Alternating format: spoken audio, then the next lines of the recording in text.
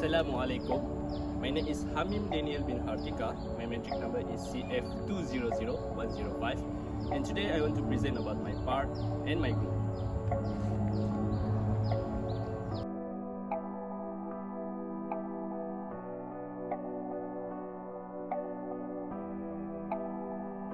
Sehingga ini kerja-kerja mencari dan menyelamatkan mangsa diteruskan. Pangsapuri 12 tingkat yang runtuh ini adalah Blok 1 Highland Towers. Pasukan bantuan dari pelbagai jabatan termasuk Jabatan Pertahanan Awam dikerah untuk menangani tragedi dahsyat ini. Dalam keadaan kelam kabut ini, tangisan dan suasana sayu turut dirasai.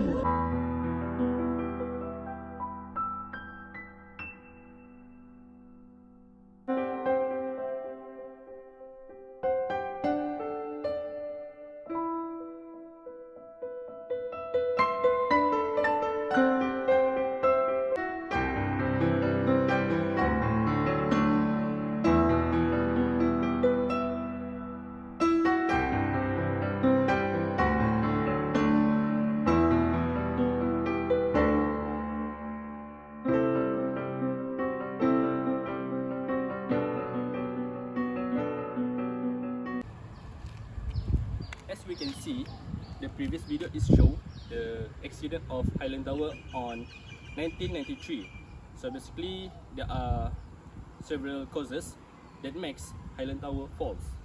So we can continue to the next part. The aim of our group project is to investigate the relationship between the cases of tragedy of Highland Tower that collapsed on 1993. This study is to ensure the society can know what causes of the collapse and can learn why the Highland Tower collapsed based on the real civil engineer's perspective. Okay, for objective, to study the causes of Highland Tower on 1993 landslide and to evaluate the role of civil engineering so that can ensure any buildings do not collapse again in any factor. Assalamualaikum. My name is Faizah bin Tarini, number matric CF200 and 209, and I'm from Group 16 on Engineering Society subject. Our topic for our project are the Highland Tower tragedy on December 1993 in civil engineering perspective and its effect on society.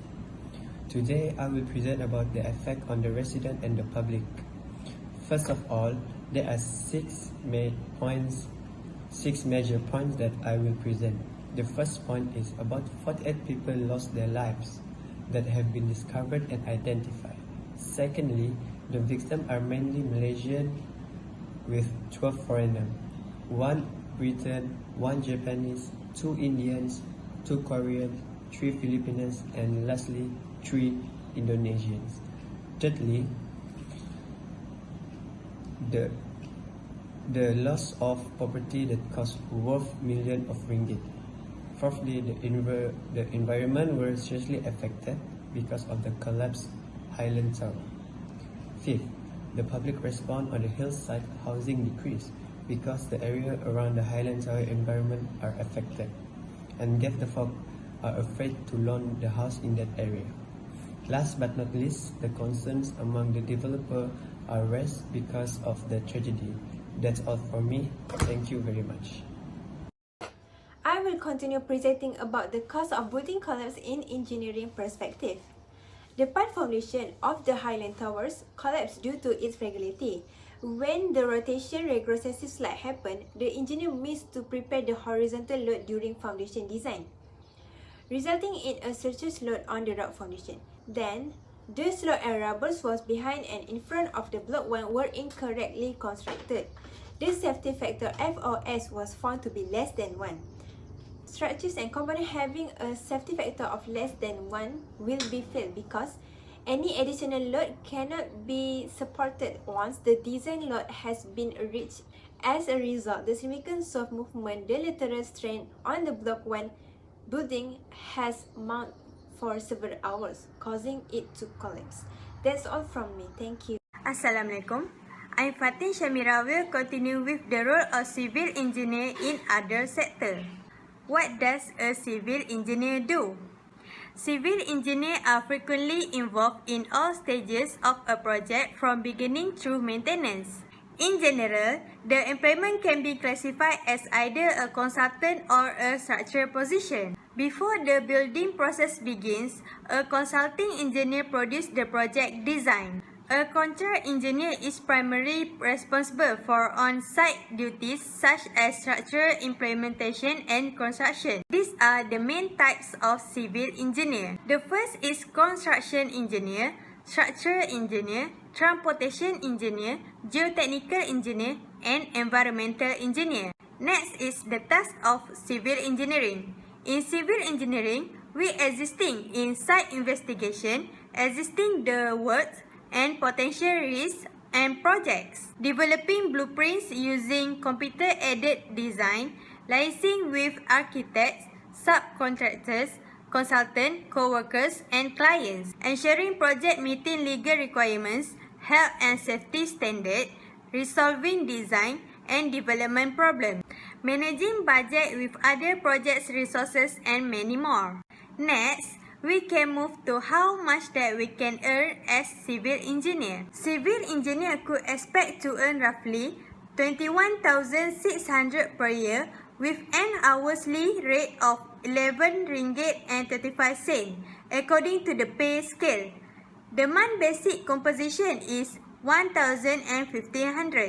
The salary is impacted by two factors, which are your experience level and your talents.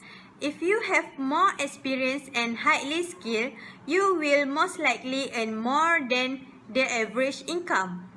The average salary for a civil engineer is 2,700 while the lowest pay range is roughly 1,800. Your pay rate is mostly determined by your location, year of experience, and specification. What is the career path of civil engineer? Every position we will go through prepare you to take on more experience responsibilities. When looking for an appropriate job, keep an eye on this opening. Junior level is for 1 to 3 years experience. This consists of junior engineer, site engineer, and assistant engineer. While mine level is between 4 to 8 years experience. This consists of site supervisor, assistant manager, and assistant executive engineer. And lastly is senior level. Senior level is for 8 years and more. This consists of project manager, senior engineering manager, superintendent engineer, and executive engineer. These are the requirements that we need to become civil engineer. First is analytical and problem solving skill. Next is technical skill, good communication skill, organization skill, and lastly, leadership and teams management. Assalamualaikum warahmatullahi wabarakatuh. Okay, next I will present about lesson learned for them, tragedy and its implementation today. Okay, so this part is discuss about the lesson in order to prevent the disaster happen again. Below are the few lessons that can be taken. Okay, first, enforce the regulation. First, we must ensure the qualification of worker. Next, we must provide guide for type of material and building can be built on the hillside area. And C, we must tighten the housing and construction approval on the hillside area. So next, second is plan the drainage system. Okay, um, um, a small stream that been diverted into a system drain and pipe.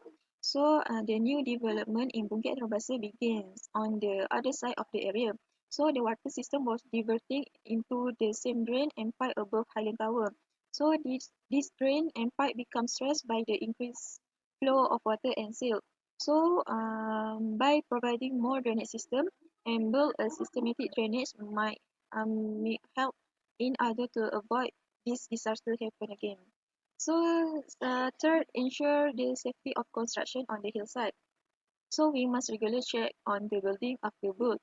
Second, we must control logging and replanting trees on the construction and hillside area. Number four is provide a workshop to give awareness about the construction. So this workshop is providing to responsible people who involved in the construction, such as local authorities and construction company, in order to give them awareness.